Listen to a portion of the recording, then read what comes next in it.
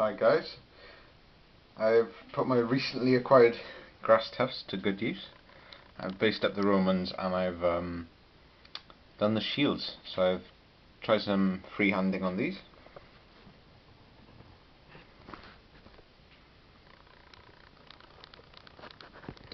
They're not much, you know, it's just the red and then the white crosses, and went off of a illustration that I saw in an Osprey book.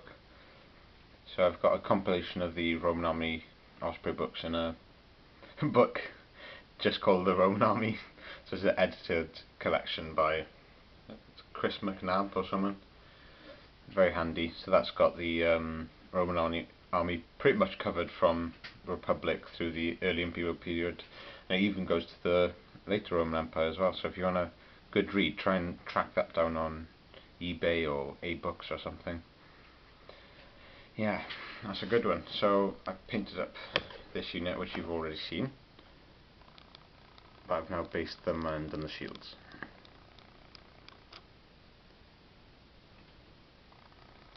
So from our studies this year, for my final year of my degree, we're doing the Roman Army. So I've learnt that, or we surmise, I suppose, we can't say for sure, that the centurion in a frontline century would have been located there. So he'd been, well, if we're talking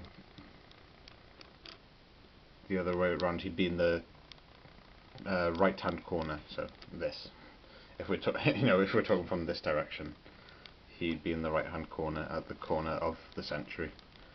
I suppose that gets him in the front line, and that's the illustrations that I've seen and the primary evidence that we see.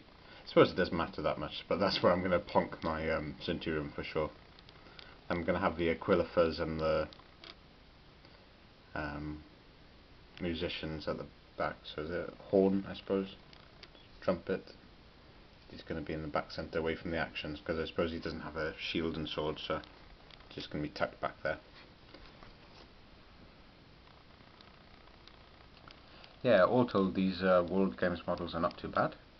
They paint up really easily, because once you've done a black undercoat and a sort of gunmetal grey on the metal, you can sort of touch back anywhere you've gone over with black, and then you go in with the other colours then, which is really only, you know, the flesh, whatever colour you want the tunics to be, and like sandals, as I said, flesh, so that goes through to feet, legs and arms and stuff. Yeah, very straightforward. I went in with Vallejo brass to do the gold, and that seems to have turned out quite nicely. A couple of people were saying they like the gold. Well, I know that there's some like alcohol-based gold paints. I think it's like Vallejo Old Gold or something that they sell in pots, but I've just gone in with brass, and it seems to have done the trick. Not that the other paints, you know, they might be awesome too. I haven't tried them. And no, they look like individual dots in the my lecturer calls it the dangly piece underneath the torso, but I've just sort of lightly brushed over the raised areas with brass. So yeah, that's the unit, folks. That's 28 models for a Warhammer Ancient Battles part of a century, or I don't know, after you've scaled it down, what it is. Maybe representative of cohorts, whatever you want, really. For Hail Caesar, I'd have to base them slightly differently. They've got magnetic strips on the bases. That one doesn't have much of a magnetic strip. There we go, by an example. So those could really go on washers, so I could do some scenic bases with same kind of deal, you know, but base them for Hail Caesar. It shouldn't be too tricky.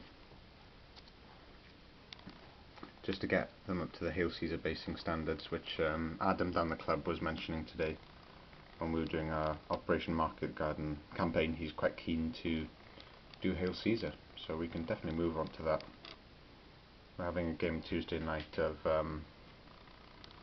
Warhammer Ancient Battles, so I'm really looking forward to that. And I've got the Gauls as well. talking of the goals, I might make a like a showcase video of the goals I have. I'm quite tempted to do that, so I might go off and do that now. Okay folks, well that's the unit I've painted up recently. Hope you enjoyed watching.